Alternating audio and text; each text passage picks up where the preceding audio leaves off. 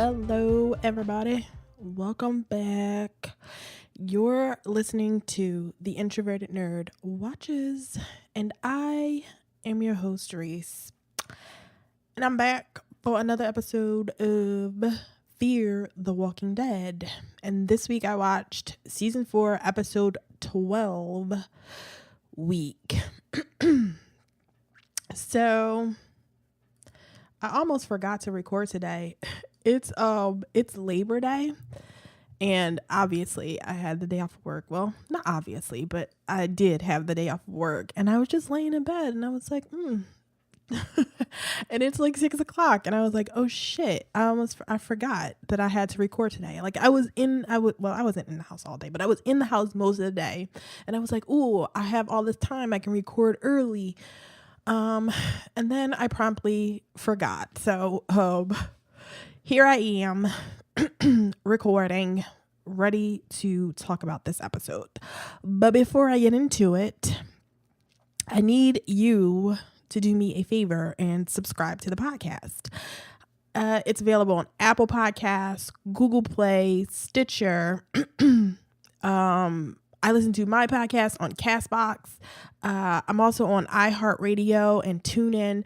So subscribe, download, enjoy. And while you're at it, leave me a 5-star review on Apple Podcasts. Because that would just be a nice thing to do. And I would really appreciate it. And I would love you forever and ever and ever. Well, probably not, but you know what I'm saying. Just do me a favor. So let's get into Week.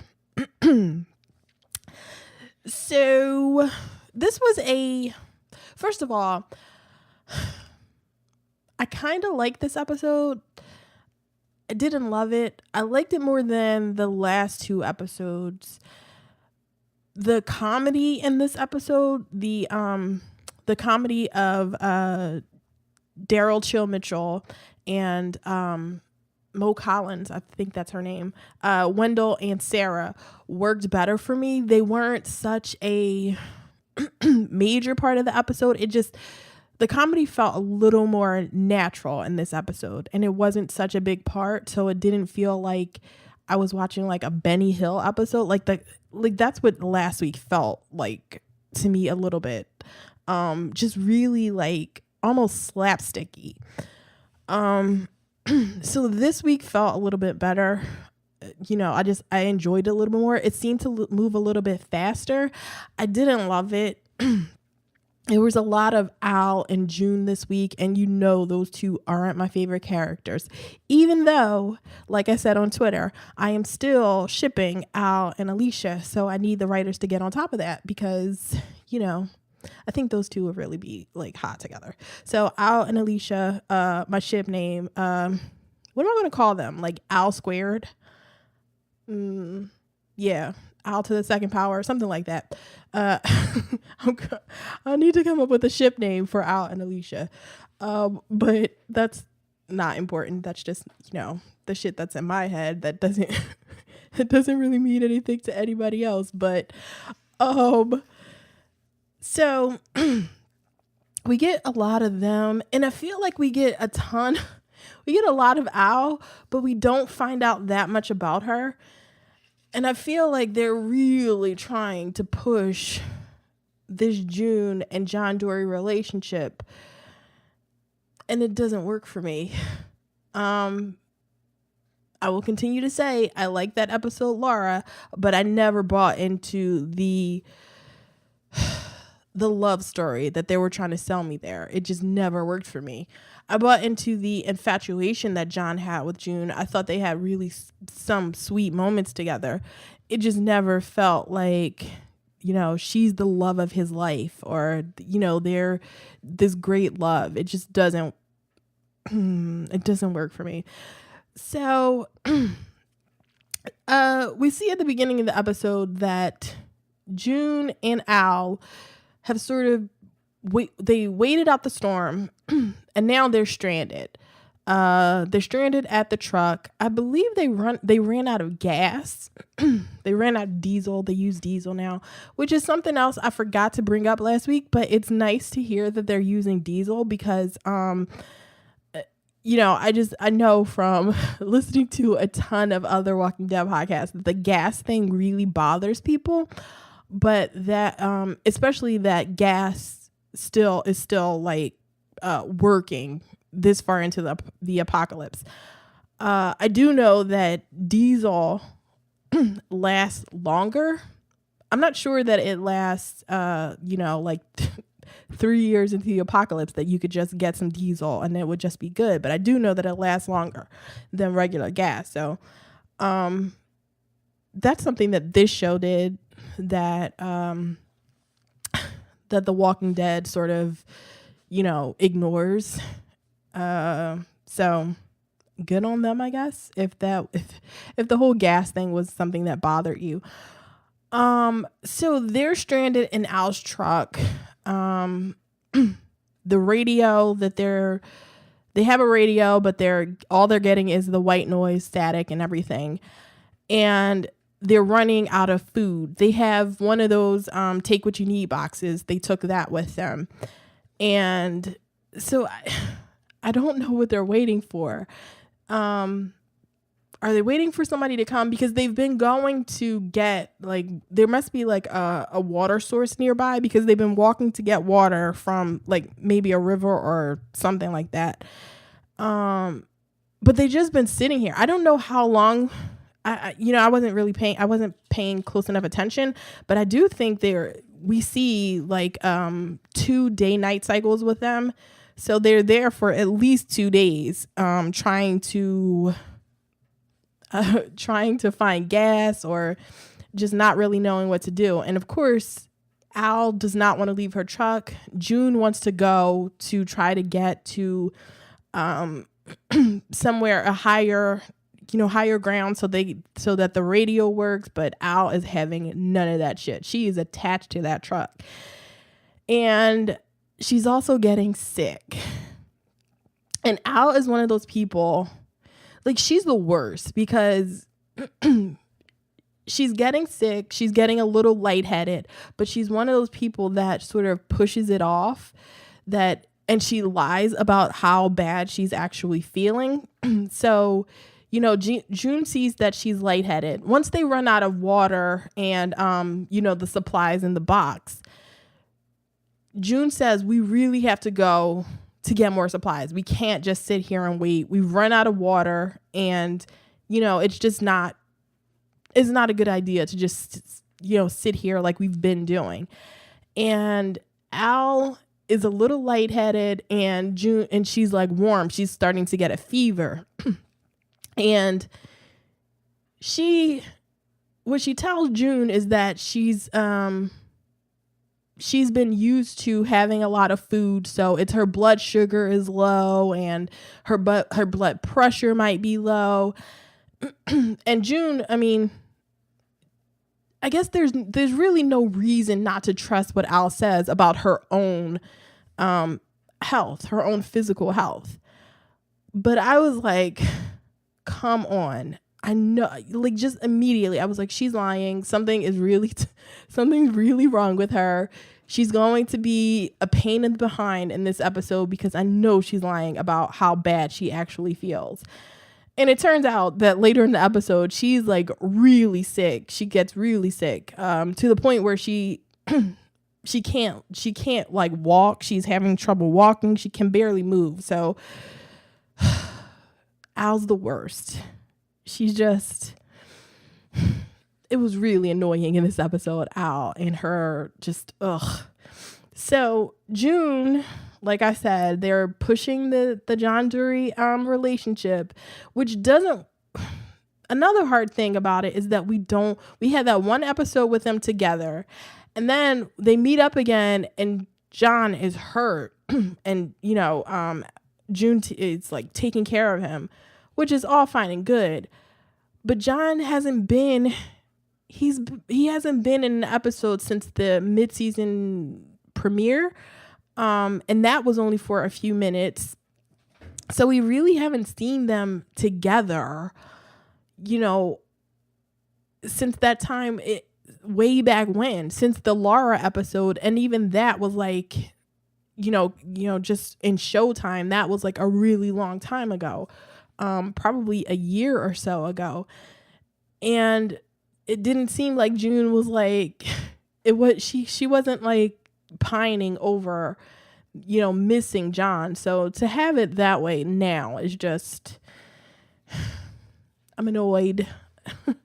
So she's when she's not, on the radio trying to contact John, or, to be fair, she's trying to contact, anybody else that might be there to hear the radio, like anybody else in their group. She's looking at John's video that Al took. And that's annoying because apparently she watches this a lot. She's so in love. She's so, she misses him so much that she's watching this tape. And she watches it so much that she runs out Al's camera. And Al's a little pissed, but she's understanding of, June's plight. I still hate the name June too. I really can't get with the name June.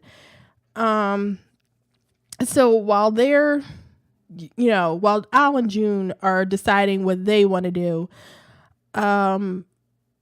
Morgan's group, Morgan, Wendell, Sarah, and Jimbo, or Momo, Wendell, Sarah, and Jimbo, they're still riding around. They're making a lot of stops because Morgan wants to stop to, talk on the radio to see where, if he can get in contact with anybody. They're still dropping off boxes.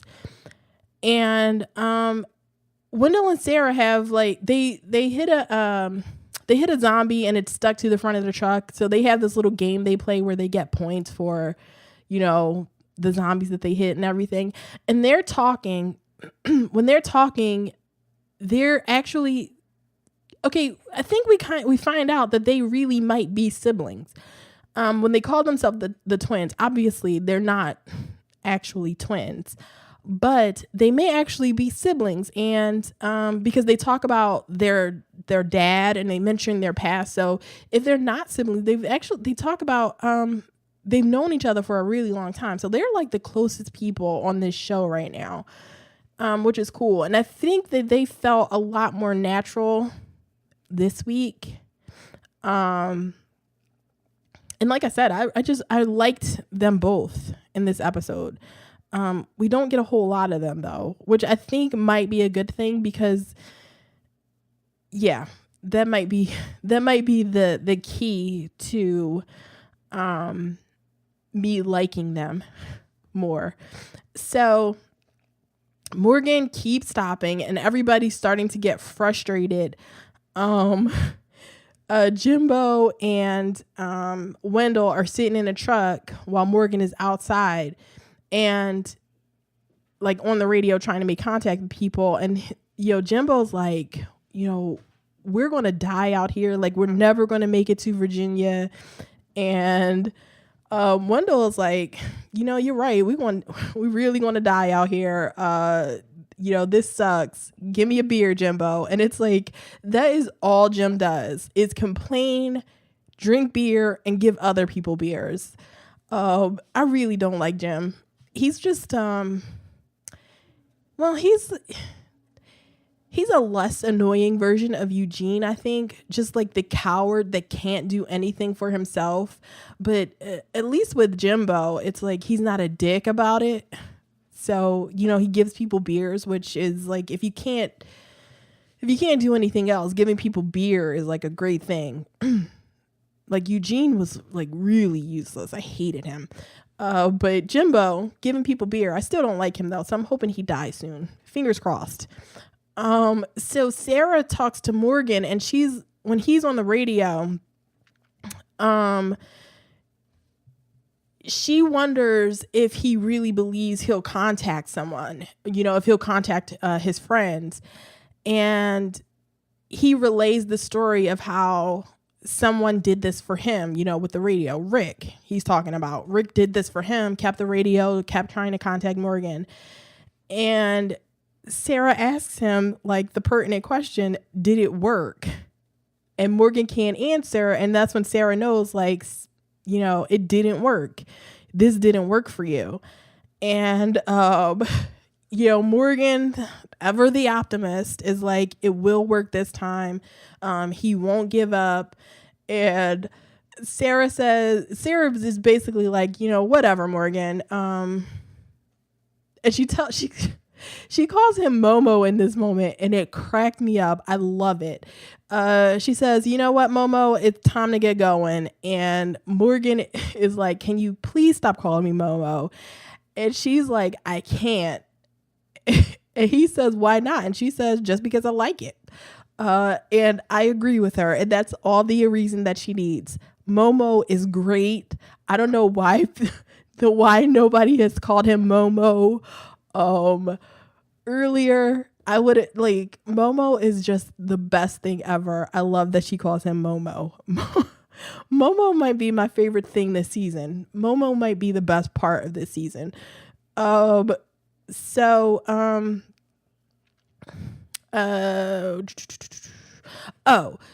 at this point, Morgan hears something over the radio. He hears June, over the radio, and he's like, oh shit, I have to get somewhere where I can get a better signal. So this is when I started wondering, why are the twins and Jimbo following him? Why don't they just leave his ass? Because how is Morgan their leader now? Why are they following him? This is like really weird to me. This just doesn't make any sense. Because once Morgan hears something over the radio, he goes back to tell them like, yo, we got to wait right now. We can't, we can't leave right now.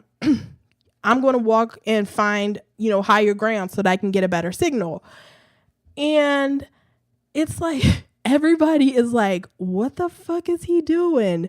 And Wendell was the best, because I was thinking the exact same thing. Wendell's like, what are we supposed to do? And Morgan says, wait, and that's when Wendell was like, this dude. And that is exactly what I said when I was like, oh my God, like, what is this dude? Like, what is he doing? Come on, Morgan. Like, this is like, I want to know why they won't leave him. They cannot be this pressed to go to Alexandria. Morgan didn't say that much about Alexandria, except that they were trying to build a community. It could be anything now. Like, it could be completely, Morgan probably knows, Rick and the rest of the group wouldn't give up and that it's not like a wasteland right now, but it could be. And the fact that they are so willing to go to Alexandria to follow Morgan's bullshit and just, wait around for him and, follow his orders like he's the fucking leader now. Like, no, Morgan doesn't run shit around here. And that's what, Wendell or Sarah should be saying to him. Like, Jimbo, I don't expect much from. But Wendell and Sarah should be like, no, dude, we're not waiting for this. We're leaving. We stole this truck. We gave you your help. You're here in Texas. Go find your friends. We're not waiting around for you to do this bullshit anymore, is what they should be saying. But instead, they're like, they act like they have to wait for Morgan. Like, Morgan is running shit. And it's like, he runs nothing. He has nothing. He can't make you do anything. You all have weapons. Like, just leave his ass. Oh, I was so mad. So, Al and June have they've started walking, to try to find whatever they're trying to find. And they leave her truck because obviously they can't do anything else. And while they're walking, Al is like getting sicker and sicker, won't admit it. And June won't really confront her about it, because I guess there's really no reason. If she won't tell you how bad she's actually feeling, it's not like June can really do anything to her. But they find a truck that just happens to have gas, and it's basically a brand new truck that they find with a zombie in it, but it's a brand new truck, tank full of gas, and they start driving, and then Al's truck starts Al's truck like flies past them, and Al is just so she's just so like single-minded about everything. She's like, oh shit, somebody stole my truck. And they go on like this high-speed chase, and Al is driving. I don't believe Jude let Al drive. Like, Al is sick. She can see that she's getting sick, but June lets Al drive. And they chase, but they get a flat tire. They spin out. And Al is she's like beside herself. She cannot think of anything else. And June is trying to tell her, like, girl, you are sick. We cannot go after this truck, after your truck. We have to go get you medicine. You might have the flu or malaria or just any number of things. You need antibiotics. And this is when Al tells June, why do you think I want to go after my truck? The medicine I need is on my truck. And June is like, I think she's suspicious. She should be suspicious. But she's like, okay. Al tells her, leave me here. I'll be fine. I need you to go to my truck. That's where the medicine is. And that's when at first I was like, does she really have does she have medicine on that truck? But then I was like, no, there is no possible way she has medicine on that truck when, what was it? In the mid-season finale, they drove into the stadium with all the burnt zombies. I'm like, no way Al rode into that stadium knowing that she had medication and first aid supplies that June could have used to help John, because that's the reason they were at the stadium. They needed the medicine and supplies to save John. So I'm like, no, she does not have medicine on that truck. And whatever. I was like, no way she has medicine on that truck. And I was right, because June gets to the truck. And June does something like really questionable too.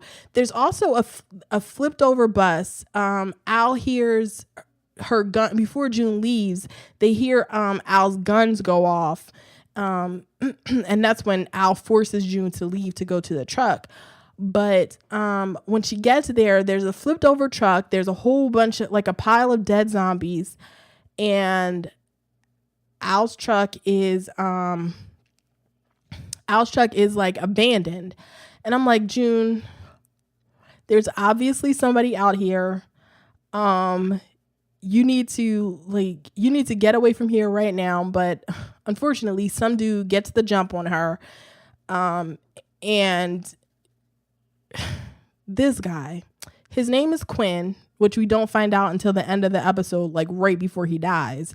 But Quinn, I was like, this guy is going to die in this episode.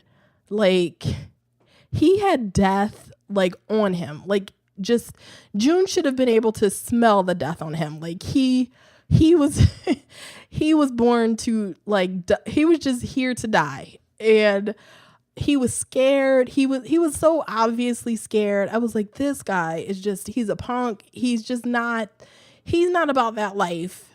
He's going to die. And so when he was holding up June, I was like, there was no fear for her. I was like not fearing for her physical safety at all. And, I was right once again. This is just the episode where I was right, because they start wrestling. June is like, she tries to talk to him, tries to reason with him and tell him like, yo, I have a friend that's sick. I need to get the medicine that's on that truck. We can work together. And he was like not having any of it. He was, he basically tells her like, like, no, we can't work together. If I come back with you, I'm going to immediately be the lowest person on the totem pole. So if things go bad, I'm out. And June is trying to explain to him like why that's not the case, but I'm like, have you watched The Walking Dead, June? Because that usually is the case. Like, new people come last. He would be the lowest person on the totem pole. And she gets mad at him for not believing her, but I'm like, this is true. And he tells her, like, people only care about their family, their friends, the people that they're closest to, and like in the apocalypse, they don't, they're not usually trying to help a bunch of new people. So eventually June like wrestles the gun away from him and takes him hostage at this point. And I'm like, oh my God, Quinn, you suck. He was just so like, he was practically shaking when he was holding the gun on her. I was like, he is like, why would you do this? Like, why didn't you just like leave? But turns out he couldn't leave because the truck ran out of gas. How far did he drive? Because the truck ran out of gas, so it's now June can't drive it back, and she's like screaming at him to tell her where the medicine is that was on the truck, and he doesn't know anything. June like ransacks the truck. She tells him like to leave. She takes his gun. She tells him to leave, and she ransacks the truck. And while she's doing all this, Al is getting sicker and sicker. This is like when she's really weak. Before June left, she was trying to change the tire, but now it's up on the jack, and there's a zombie coming. It was actually kind of cool to watch. The zombie like was in the mud. Al goes out to try to fix the truck, and she like falls down because she's like too weak to do anything. And a zombie like comes out of the mud and like breaks off its own leg trying to like crawl over to Al. So Al is laying on the ground. She drops the walkie-talkie. She can't do anything. And then the most annoying thing in the world happens. The zombie crawls over to her and crawls up her body, like completely skipping her legs, her arms, everything, just to try to get to her face. And it's like, come on, you guys. This is so annoying. I hate when they do this on this show. It's like, zombies bite legs too. Like, these are not the zombies that only eat brains. These zombies eat your whole damn body. So why is the zombie crawling up her leg like it just has to get to her face, because they have to do the thing where she has to hold the zombie off, and she tries to stab it in the head, but she's so weak that she can't even stab it in the head. But somehow she gets this burst of energy and she pushes. This is ridiculous.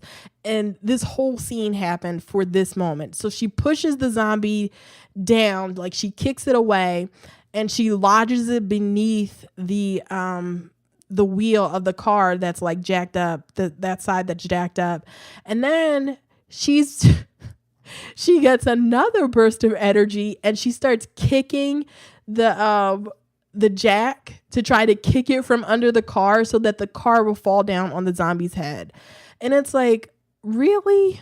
Was this moment of the car falling on the zombie's head really that? Did you think it was that cool or that important that, we had to have this whole wrestling moment? Because it was so stupid. Like, first of all, the effect looked really bad. It looked like the effect of the car falling on the zombie's head just didn't look good.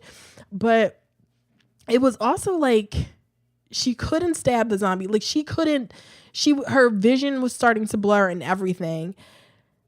She couldn't stab the zombie. Like she just couldn't do anything, but she had the energy to keep kicking the jack to the car. Like, okay, it wasn't that great a moment for this. It just wasn't. So June ransacks the truck and she's calling out on the radio, like, Al, please tell me where the medicine is, because I don't see it. And that's when Al finally, gets onto the walkie, and she tells her, I was lying. There is no medicine. I just wanted you to get my truck. And this is when June should have walked back and just shot Al in her head just on GP, because, oh my God, I would have went off on her. Like, June is a lying liar who lies as well. So she couldn't really get as mad as she should have gotten. But Al, that was just such a dirty thing to do. To lie to, this person is trying to help you. They risk their life to go and get you medicine. And then it turns out it was all a lie. Girl. Like, me and Al we couldn't be friends for a really long time. Just like, it was just such a dirty thing to do. And June is like frustrated. She has to walk back to Al. Al is like laying in the street and everything. And June goes back to talk to her and is like, yo, what the fuck is your problem? June tells her, you almost made me turn into the person that I didn't want to be anymore, because she tells her, I almost killed a man to get medicine for you that didn't exist. Like, what the fuck are you doing?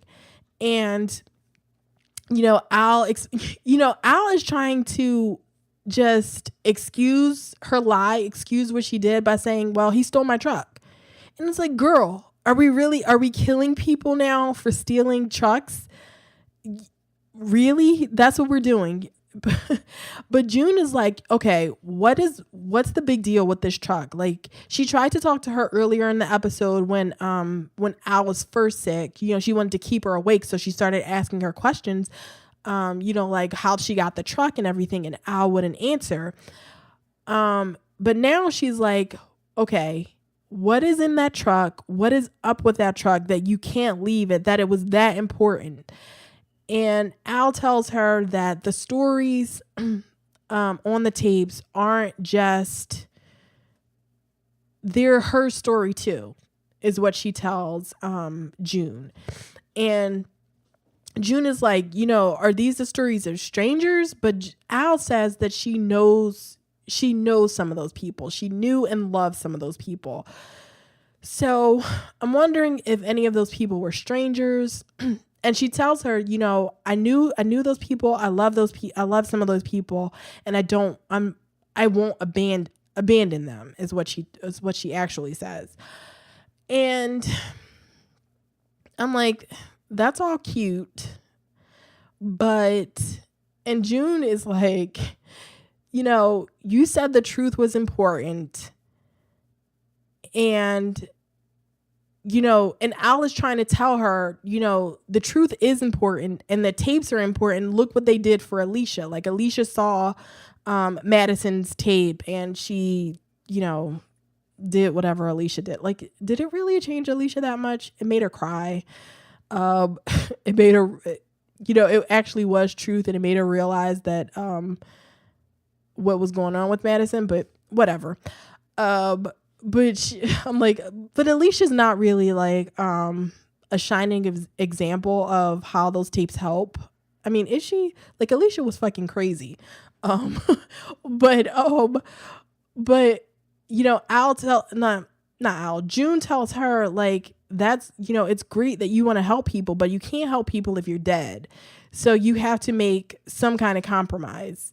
Those tapes, I don't know why they didn't just get the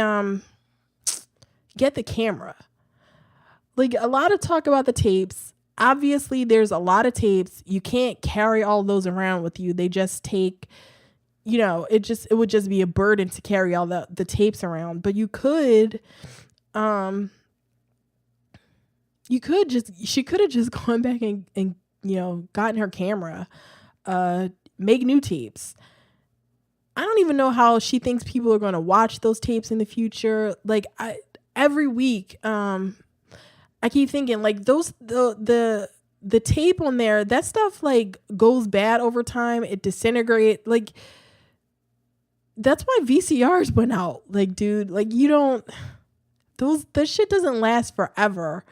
And if you ever watched an old tape on a VCR, you know how bad how bad things can get, and how, whatever. Those tapes don't really make a whole lot of sense to me. I don't think they're not going to be like this forever lasting, look into history. You would have to transfer, all of those to another medium in order to preserve them. So whatever, this just, I'm thinking too deeply about this. It's not that important. So,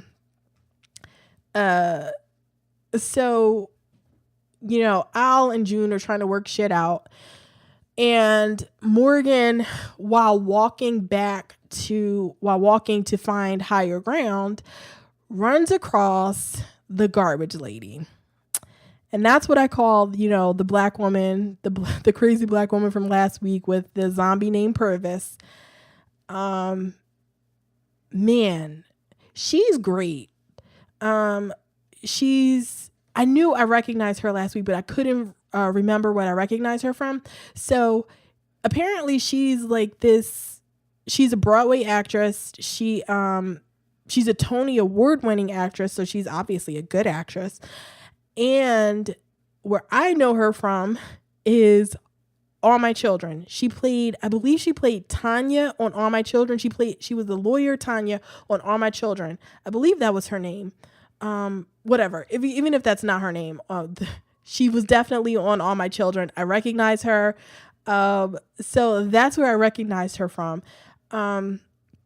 So Morgan comes across her, and the title of the episode, Weak, comes from her because, Morgan and June both do a lot of talking over the walkie-talkie this week. Like, they have really long, drawn out conversations over the walkie-talkie. And that was another thing that was making me frustrated, because it's like, you guys, these are not cell phones. You cannot just talk, like, you're talking into the white noise because you both know you're not getting signals.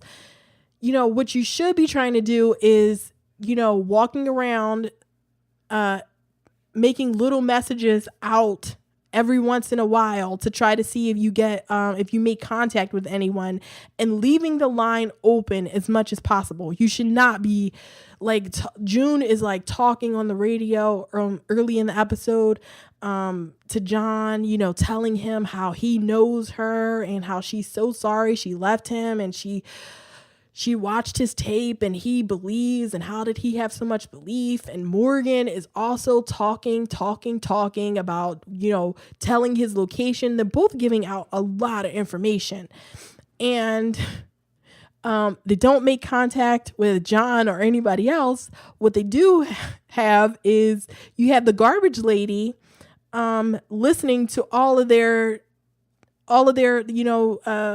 everything that they're saying. She's listening to, and she has Purvis in the back seat, and she tells Purvis that he made them weak. And so what I really want to know is, like, what's her goal? Because I don't know. Like, she has Purvis. She's walking around with him. She's written on his face, take what you need, leave what you don't.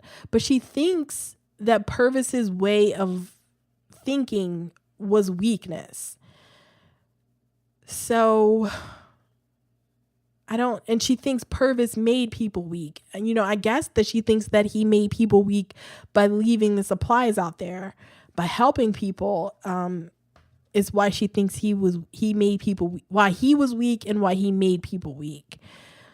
So I want to know more about her because I think she is like really creepy. Yeah, she was really good at being like this creepy person. Like she's not this like stark raving mad lunatic that you can tell she has a philosophy, I think. Like I don't know what it is, but she does. It's not just that she's crazy and like foamy at the mouth, you know, just stupid or something. There's something about her that makes me think that she has a reason for why she's doing what she's doing. So I guess we just have to wait to find out what that is. So Morgan comes across her in a field at a box. And of course, Morgan talks to her. When he comes up to her, he's telling her, what the box says is true. She can take what she needs, leave what she doesn't. And, if she needs help, that's good. The box will help her like it helped him. And she turns like when he's saying all of this, like all of his Morgan stuff, she's like, she has her back to him. She's like kind of ignoring him.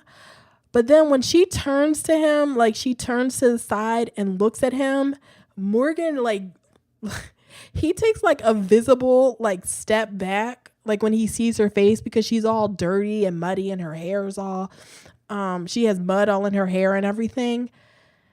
And she looks at him and smirks and says, she doesn't need help. She's not weak. And it was so good, like to watch her, that smirk on her face and just what she says to him. And you can tell Morgan's really put off and he's like, oh shit, like who the fuck is this? I got to get out of here. Like this is the first time ever where Morgan is like cautious about somebody and he's not trying to help him. Like Morgan even tried to help the wolves. He was even trying to be nice to them, but he sees her and he's like, oh, something's wrong with her. Let me get out of here. And Morgan tries to dip. He tries to dip so quick. But even then, Morgan couldn't stop like Morganing. And, he tells her, it's dangerous out here. You have to, and he tries to explain to her that he didn't think that she was weak, and all that. But he keeps walking like around her and she stops him and she tells him, what did she say?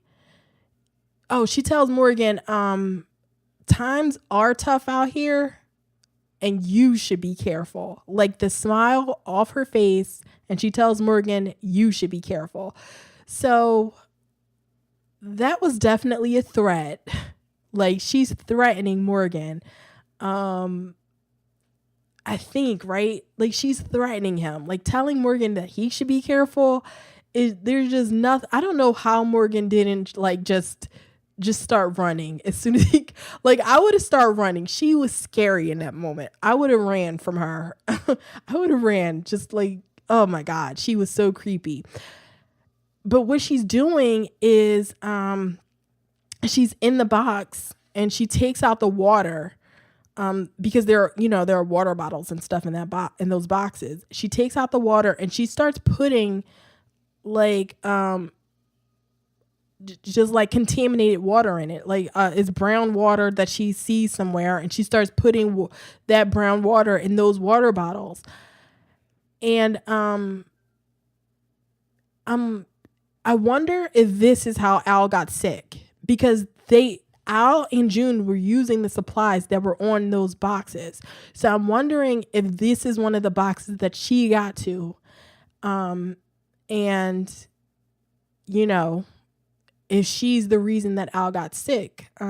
So wow. Yeah, I can't wait to see, like what's going to happen next with her. Because she's contaminating the drinking water. So I wonder, how far and wide has this gone? how many people has she done this to? And like, Al had June with her. So she got, and June actually got medicine for Al from the bus that was flipped over. So Al got treatment. So this woman could have killed like a ton of people. Because she's not even like, how is she surviving? Because she's not taking anything from those boxes. She's just contaminating the water and leaving them there for other people to find. So, can't wait to see what happened next. So, what happens? Oh, Morgan makes it to a water tower. Like all of this I could have done without. So Morgan makes it to a water tower. He climbs up to the top of the water tower, and he finally gets his signal, and he makes contact with June and Al, and this is when they decide, or June decides, like, yo, we need to get to Morgan, because Morgan, of course, gives out his location, and she's telling Al, we have to get to Morgan. The others might be with him. This is really important. And of course, Al is not trying to hear that. She's still only thinking about her truck. It's like, really, girl? After everything that happened today, you're still only worried about that truck. I really can't fucks with you, Al.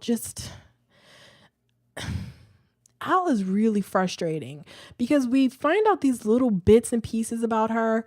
She tells June that, and I don't even know how true it is, but she tells June, when June asks if she ever had like a love or somebody in her life, and Al says that she was doing the reporter thing for so long that there was no time for that. So is she just sort of this empty vessel that, with nothing else going on? Because this, it's just really, she started off really cool, and there's just like really nothing else to her. And I need them to give me something else about her, because having her be so attached to the truck and the tapes, it's wearing thin on me, and I don't need it anymore. So something else that never happens on The Walking Dead that happens here is June takes out a map. June takes out a map to try to find Morgan, and she tells Al, I'm going to Morgan. Al at first says, she's not going, and walks away, but then she comes back and they both go to Morgan. It's like, girl, it was just, she shot a gun in the air, and she tells her, like, I would have, June and Al's walkie-talkie dies, because of course it dies when you're having long fucking conversations on it. But Al tells her, I would have used the walkie-talkie, but it died. And, that's supposed to be like funny, cute Al moment. It wasn't that funny or cute. It was just annoying when she could have just, stayed in the fucking truck and they could have gone to find Morgan. But Morgan is still, he heard Al and June on the radio too. And he was telling them, like, we're about to leave. But he's standing around trying to wait, for as long as he can, and starting to get dark outside. And he's like waiting for as long as he can. And Wendell is like, dude, I don't think anybody's coming. And Morgan actually agrees. And Wendell has just my favorite moment. He says, you know what we say, or what the guy we stole the truck from says: when the road gets to bucking, we keep on trucking.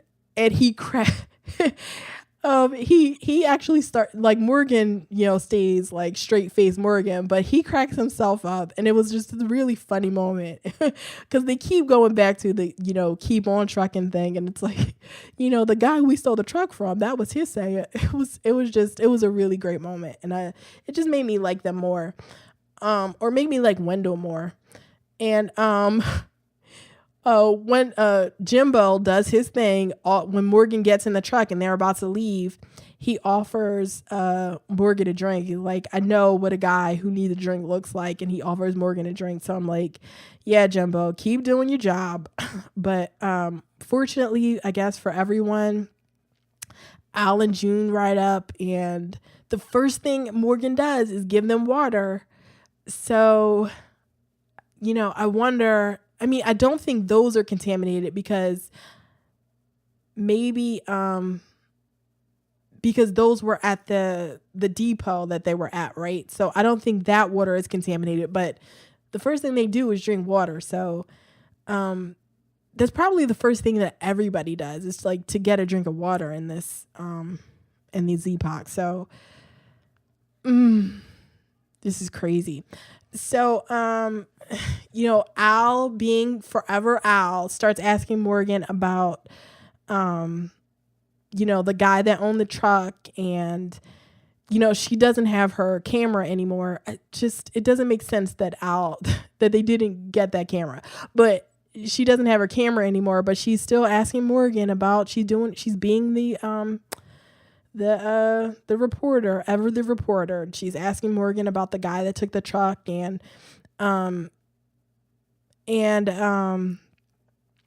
Morgan is telling her that he had a whole system worked out with other people where they dropped off this stuff. So I wonder if the garbage lady is one of the people that Purvis is one of the people that the guy that owned the truck was working with. And that's Purvis, right? And I wonder if if his name is really Purvis, or she just like named him Purvis. But that's his. Morgan says he was working with a whole group of people. So if that's the case, where are all those people? And is the garbage lady one of those people? I don't even have any answers to that. But anyway, June hasn't run out enough radios, and she asks Morgan if she can borrow his, and she goes back to call Quinn, and it's basically like, yo, Quinn, I know I kicked you out earlier. We couldn't work. I know, I said we couldn't work together, but now, come to me. I'm at mile marker 27. Come here. You can go with us. We can be a group together, work together. And Quinn is on the radio, and he tells her, he comes up to what he thinks is mile marker 27. And he says, I'm at mile marker 27. Is this a joke? Like, are you like playing games with me? And June tells him to check again. And he actually says over the radio, it's really weird because I could have sworn I just passed mile marker 20. And this is when you know that he's been set up, because June tells him over the radio. June, also gives out locations over the radio, and, tells him that she's at mile marker 27. And, obviously the garbage lady heard him. She put tape on the sign to make the one that was on the sign, because he passed mile marker 20. He was at mile marker 21. She turned the 1 into a 7. And then the final annoying thing happens. He's talking to June on the radio about how, he thinks he's at mile marker 27. And then she sneaks up on him with a fucking zombie, with Purvis. She sneaks up on him with Purvis. She has Purvis on like the leash thing, and she sicks Purvis on him. And Purvis is completely quiet until he is right. Oh my God. Until he's right in dude's face, like on top of him. And, he bites his neck, kills him.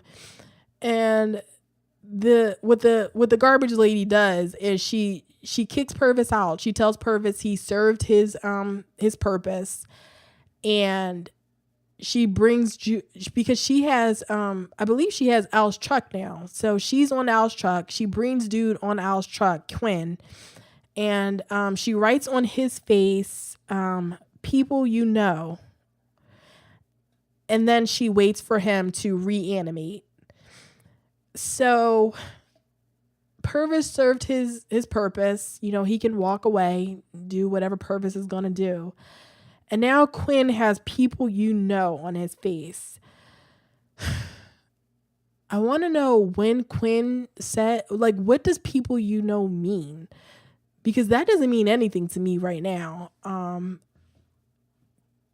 I don't know what it means to her. Whatever. There's no point in talking about it because there's no answer to it. But I don't know what that means. I want to, did I miss something? Did Quinn say that over the radio, or did June or somebody else say that over the radio? I mean, they were all talking on the radio all fucking day, just so much. So I don't know. Maybe I missed something, but I don't know. But that was the end of the episode where Quinn reanimates, and the garbage lady is like completely like powered up now. She has zombie Quinn. She has Al's truck with all of Al's, guns and everything on there. And, Al has unlimited ammo. So whoever comes across her is in a whole lot of trouble. So that is the end of the episode, you guys. Oh, and you know what else happened? Strand, Coleman Domingo directed this episode. So that's a plus. I like him. Hopefully he'll be in the next episode. I didn't watch the scenes for next week, so I don't know. I don't have any thoughts about what's going to happen because I don't know. So hopefully John Dory, Strand, maybe even Lucy are in the, like, what the fuck are they doing? I want to know what they are doing. So that is it. So you should, I know what I wanted to say. I missed a Saved by the Bell episode last week, but I have one coming this week. So whoever, cares about that, whoever is listening to my Saved by the Bell rewatch, I have an episode coming out on Thursday. It will be out. I already recorded it, so it's not a problem. So, no more emails asking me if I quit the show or something. I did not quit. I'm going to, like, that episode will be out on Thursday. And hopefully I'll be on the regular schedule. But so, that's what's coming up on the podcast. So follow me on the socials. I'm on Twitter at NerdTrovertPod. I live tweet this show every week, and that's always a whole lot of fun. Use the hashtag NerdyWatch so you can tweet along with me and we can talk to each other and make fun of all the garbage people on this show. Follow me on Instagram at TheIntrovertedNerd, and like the Facebook page at facebook.com/TheIntrovertedNerd. If you want to send me feedback about this episode or any other episode, send it to TheIntrovertedNerd at gmail.com. And if you want to listen to all the back episodes of this show, of my, from Fear the Walking Dead, the beginning, or Saved by the Bell, who is it, Black Lightning and Cloak and Dagger. If you want to listen to any of those, go to theintrovertednerd.com and you can listen to every single episode. And you can leave comments there too. So go to introvertednerd.com, follow me on the socials, and I will talk to you next week, everybody. Later.